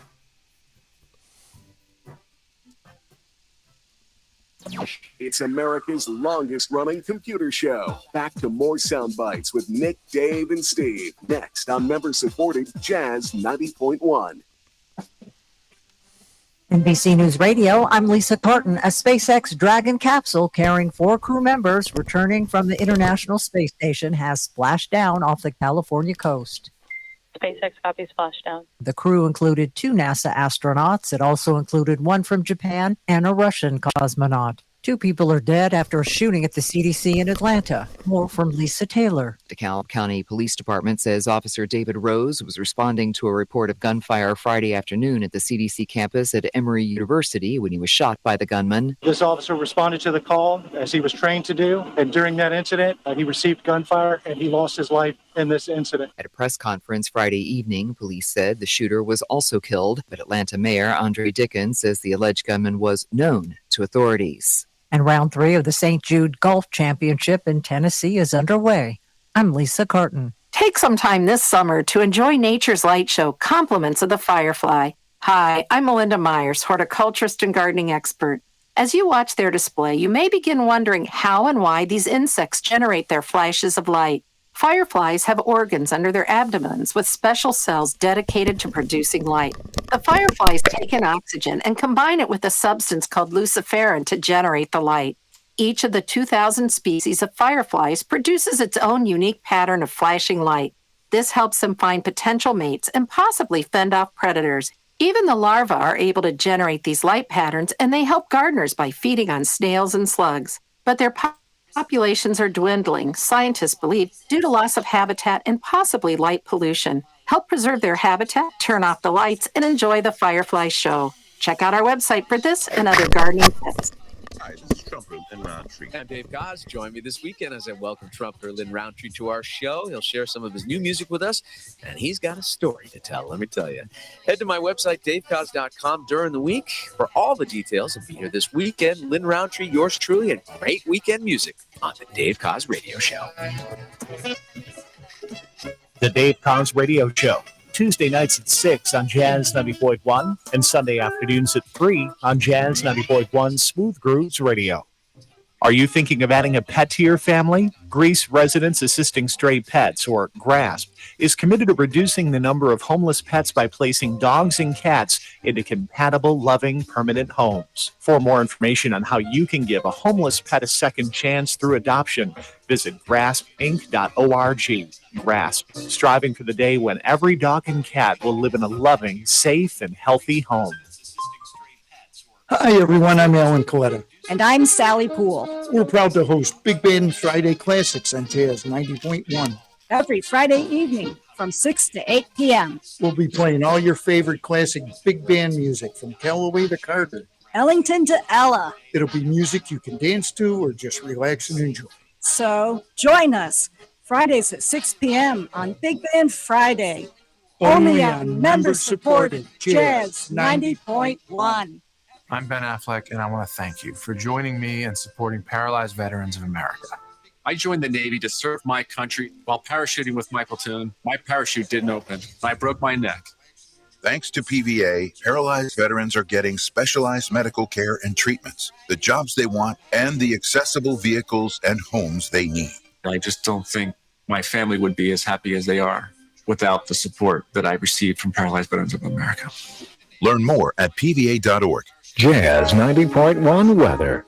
Look for a good supply of sunshine from Hilltop to Lakeshore across Rochester, Western New York, and the Finger Lakes here for your Saturday, but it will be a little bit on the hazy side.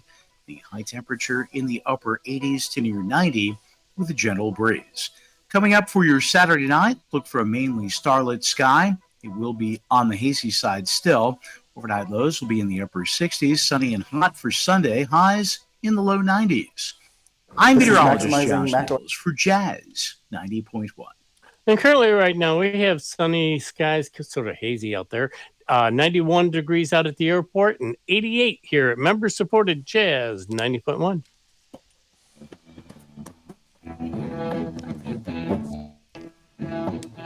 Welcome back, everybody. I'm Nick Francesco. I'm Dave Enright. I'm Dennis Worster. And I'm Steve Ray. There he is. And at 34 minutes after the hour, we are Sound Bytes.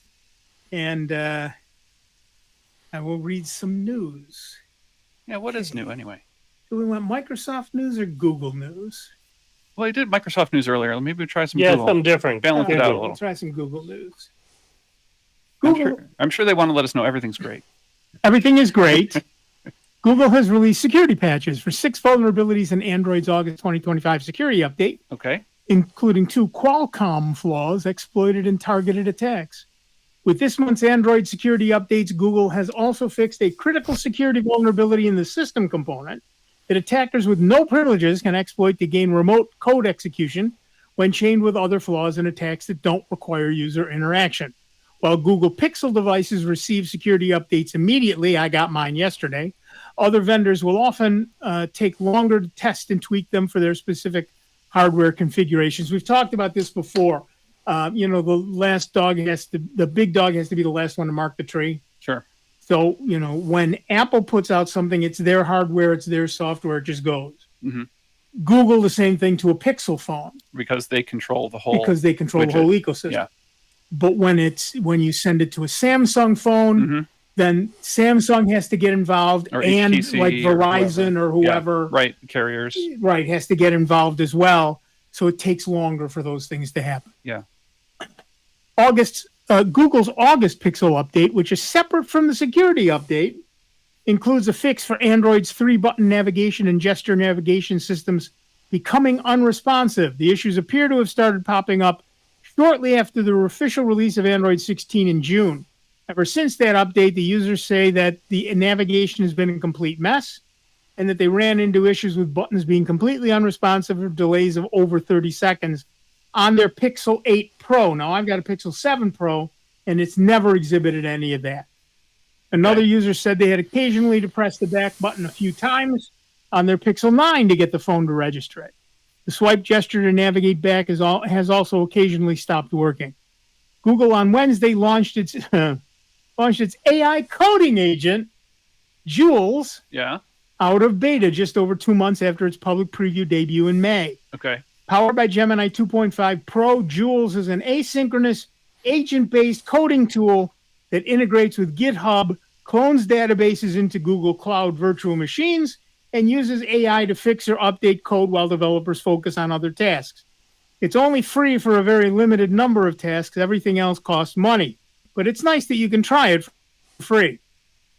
Numerous studies indicate that the shift to AI search features and the use of AI chatbots are killing traffic to publishers' sites. But Google on Wednesday denied that's the case, at least in aggregate. Harumph. Harumph, I say. Instead, the search giant says that the total organic click volume from its search engine to websites has been relatively stable year over year, and that average click quality has slightly increased. Of course, Google hasn't shared any specific data to back up its conclusion. So even if we assume Google's claims to be true, this doesn't necessarily mean AI isn't having an impact. Even Google has admitted that user trends are shifting traffic to different sites, resulting in decreased traffic to some sites and increased traffic to others.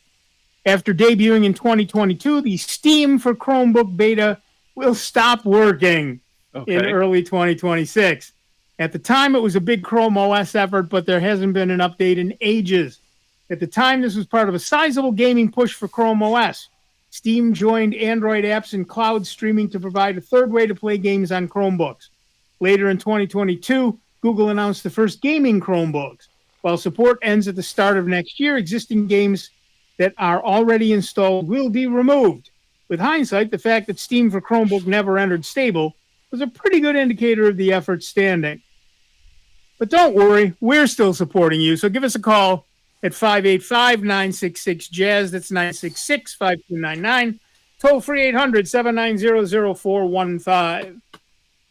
Yeah, it's just another thing for the Google graveyard. Although, to be honest, Steam for Chromebooks was never really a product. Yeah, it wasn't more of a. What do you think? It was like a stunt release. It was a stunt release. It was this would be nice. Let's see, run it up the flagpole. Nobody saluted. Okay, we're done. They all shrugged and said, "All right, next thing." We're done. At least they did.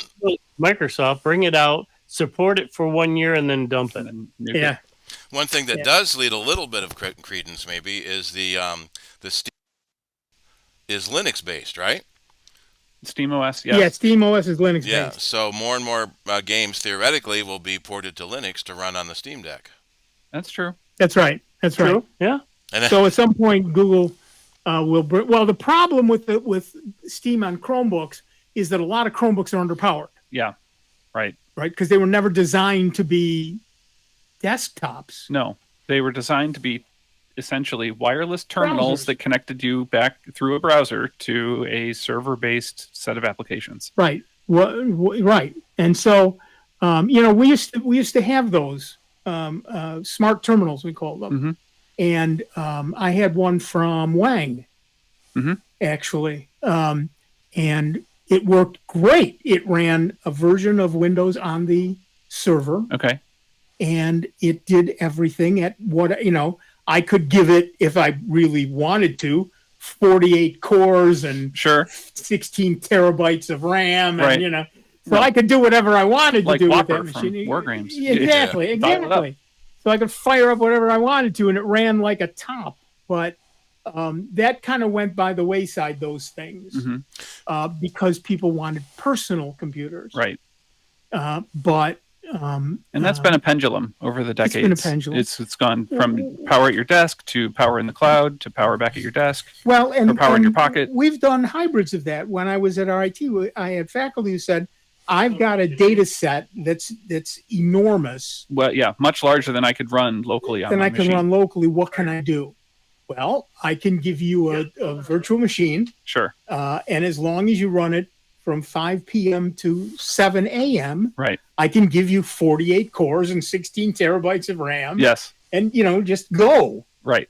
And I did, and he did, and it finished at like 640. And we were on our way. And yeah, well, sometimes there are data sets that are really tough to factor, to try and split into smaller sets to work with and then aggregate the results. And then sometimes there are coworkers or professors or other peers that just don't want to take the time to do that. They want to see, is there some way I could get my answer and do less work? Yeah. And by the way, could have it yesterday and for free. Yeah, exactly. All right, back to the phone. Our next caller is Scott from Buffalo, New York. How are you, Scott? Hey, I'm doing pretty good. Good. One problem. I have an old email account. Okay. Which I have not used for put anything on it now for probably 10 years, except my old Apple account is on that password. That account has now been hacked. Oh. And the question is, should I go to the Apple store and have them change everything at there, or can I do that online somewhere? You can go to iforgot.apple.com. Yeah. And that's the letter I, like iMac, iPod, iPhone, etc. iforgot.apple.com, and you can type in the parts that you know, and they can help you reset it. The problem. Go ahead, Steve. I say the problem with that is they're going to ask you your recovery email address that you had back then. They're going to ask you your phone number that you had back then, and if those are different, you're pretty screwed.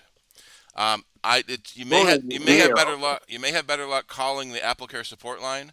1-800-APL-CARE. They may have a little better luck doing it. If you try the I forgot and it's asking for information you don't have, that becomes tricky. Right. Ah, very good. And that's one of the reasons why all the Apple devices now, every few months, we've been trying to figure out the frequency. Every few months it says, is this still your email address? Is this still your phone number? It's less likely to change these days, but we see that problem all the time. You know, it's sending a two-factor code to a phone I haven't had in 20 years, and that was a landline even then. Great. All right, good advice. I like that. There you go. All right. Well, thanks for calling, Scott. Thanks, Scott. All right. Bye-bye. Yeah, keeping accounts up to date is tricky, and maintaining access to them. Anytime you can use a multiple factor, so it's beyond just a password, I recommend enrolling in whatever's available. Ideally, it'll be more than just text me a code, because that can be intercepted. Ideally, you're looking for a provider that can certify who you are. So a tool like Duo or a tool, an authenticator app. Yes, an authenticator app like Duo is really helpful. If you can set up something called a passkey instead of a password, a passkey can cryptographically identify you and allow you to log in more easily. And it's same thing for Microsoft accounts and Google accounts. Go in and check your recovery information. Make sure it's the same. And if you do ever change your primary email address, change that in those accounts. We run into a lot of people that they get a new email address and they make a new Apple ID. Well, then you've lost everything you had on the old Apple ID. You change your Apple ID to the new email address, not the other way around. Right. And if you do it the wrong way, what you end up doing is losing access to all the shows you've purchased, all the iTunes songs you've purchased, some of the iMessage history, I'm guessing. Yep. All of those things are the old you. And never use, how do I put this? Don't use Spectrum, for example. Your ISP. Oh, yeah, Your ISP. Don't let your internet service provider be the email address you use. Have something independent. Independent, That, because that can whether change. it's Google or whoever, because you can change your internet service provider, but as long as Google exists, you will have that email address. Sure. And that's why I use my Google voice number as my recovery number for everything. Right. It doesn't matter what phone I have. I can even use it on my computer. True. And so, I use the Google Voice number for all of that stuff. So when I get a text or, whatever, I got it. And if I buy and I use an authenticator wherever I can, because anytime I get a new phone, I just, run the update, the mover. Yes. And it the moves migrator. all that stuff. Migrator. Yep. And it moves all that stuff over for me. So you have to think ahead. You have to be aware that you've probably got email addresses out there that you have not had access to for 10 years. Every time a new service opened up, I'd create a new email address. Yeah. Yes. God. Yes. Yes, I did that, and now I've learned my lesson, and I make sure that my password app creates all the passwords for me, so that even if somebody were to tie me to a chair with a single light bulb over and threaten me and point their finger at me or worse, and say I need your password to whatever, I'd have to say I'm sorry, you're going to have to. It's 120 characters. I got some bad news, man. I don't know it. So yeah, being able to unlock that with Face ID, but number one, being able to have long, secure passwords and then to have access to those synchronized across my devices is really the part that's made my life easier. Then the danger becomes, we had a customer last week that this happened to. They got a new phone, and the authenticator apps on their old phone are on their old phone they don't have anymore. So they couldn't log in their email. Yep. So but you're supposed to migrate that stuff over. You're supposed to, yes. You have to enroll. You have to enroll the new device and then go into the supervising system and unenroll the old device. Yep. Is typically the way that's handled. And if you didn't do that, then you're out of luck. We were able to find the email admin and remove the old phone from Authenticator and turn on text messaging temporarily so he could get his new phone authenticated. That was a pain. Yes, it's It's more complicated. It is more secure these days than it ever has been, but it is certainly more complicated. The FIDO Alliance, which handles all the passkey specs and things, recently updated their spec to include being able to export your passkeys in a secure manner to import to another device. Yes. Apple has implemented that, and we're expecting Google and the others to implement that soon as well. Right. Yeah, no, I'm looking forward to that from the consumer side. For the people who administrate large numbers of Mac devices, you probably have a management platform that you make use of, which is usually a third-party company.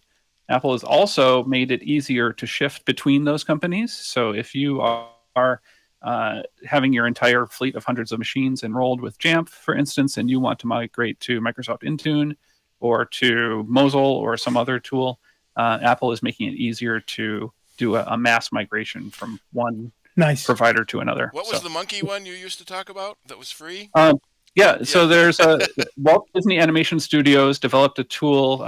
Wonderful guy named Greg Nagel, who I got to see last month again, developed a tool called Monkey. It's MUNKI. It's think of like a helper monkey.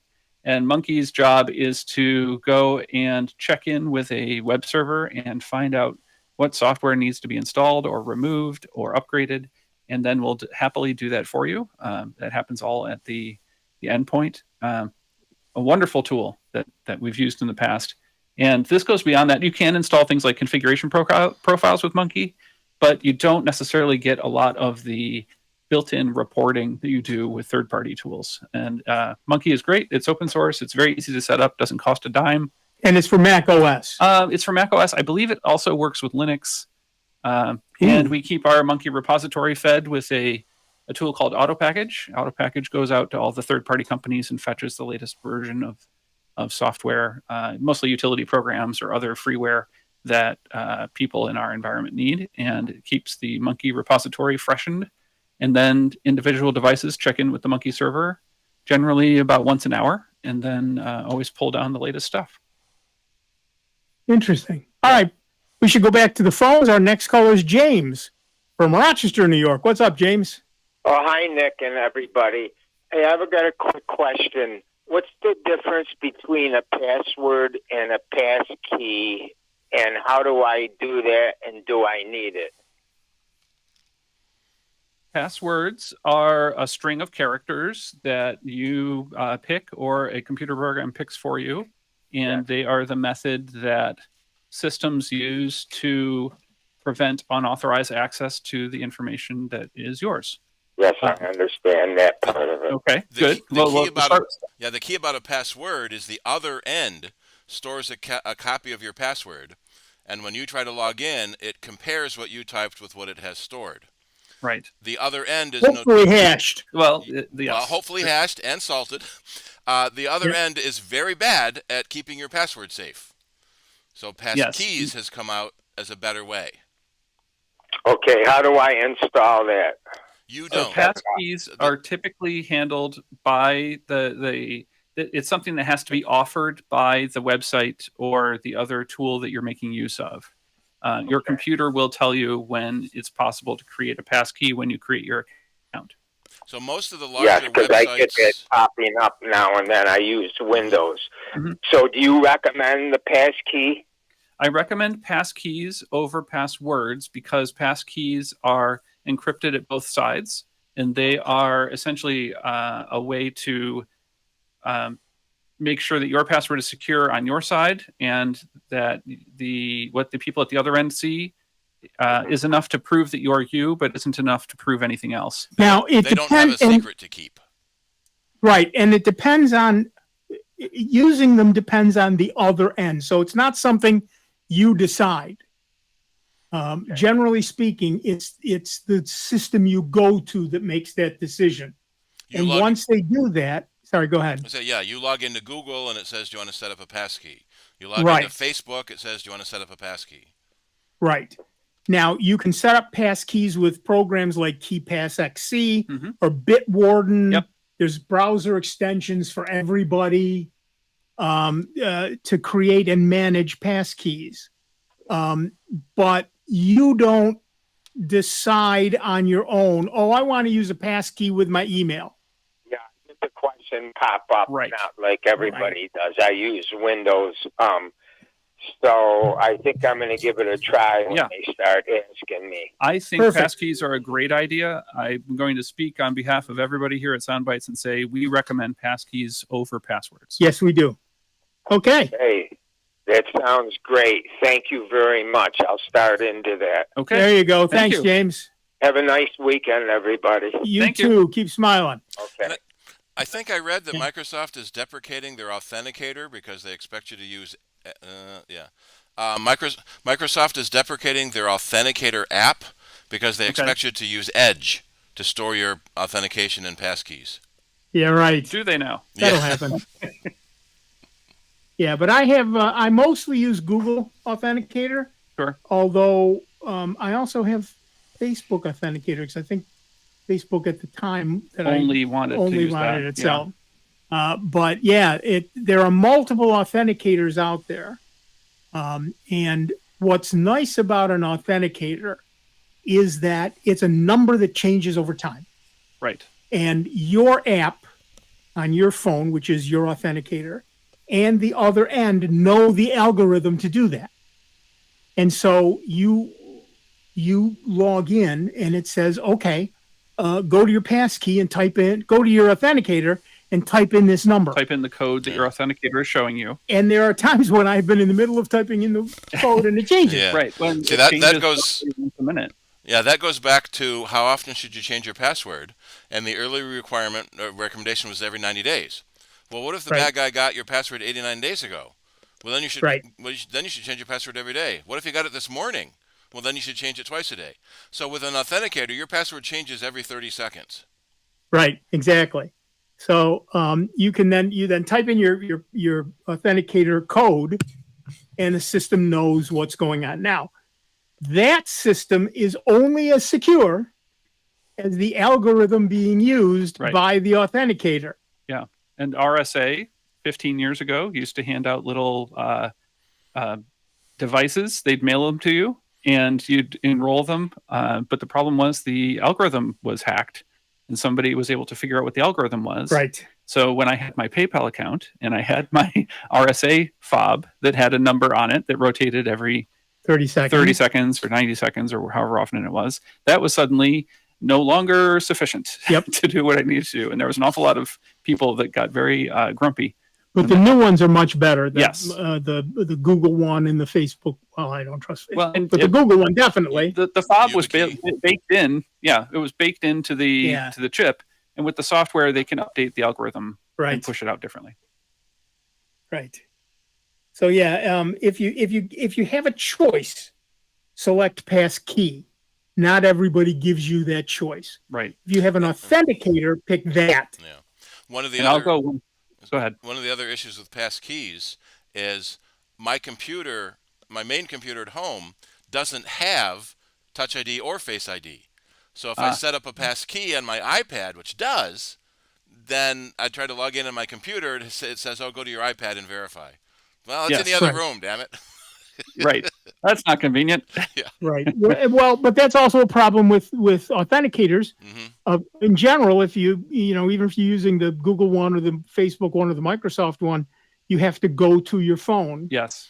And your phone has to be not dead. And your phone has to be not dead. The number of things have to work right to make it all. But smooth. Generally nothing's perfect, but it's getting better. Everything is doable. Yeah. All right. That music tells us we are done for another week. I want to thank Dave Enright. I want to thank Dennis Wurster, who took time out from his very busy life to come here and play with us. I want to thank Steve Ray, who, although he's nowhere near us, managed to get everything working. Yeah, impressive. Well done, Steve. Freaking genius. I'm Nick Francesco, and I want to thank everybody who called in. I want to thank everybody who listened. I want to thank everybody who didn't listen. I want to thank everybody in the entire known universe and beyond.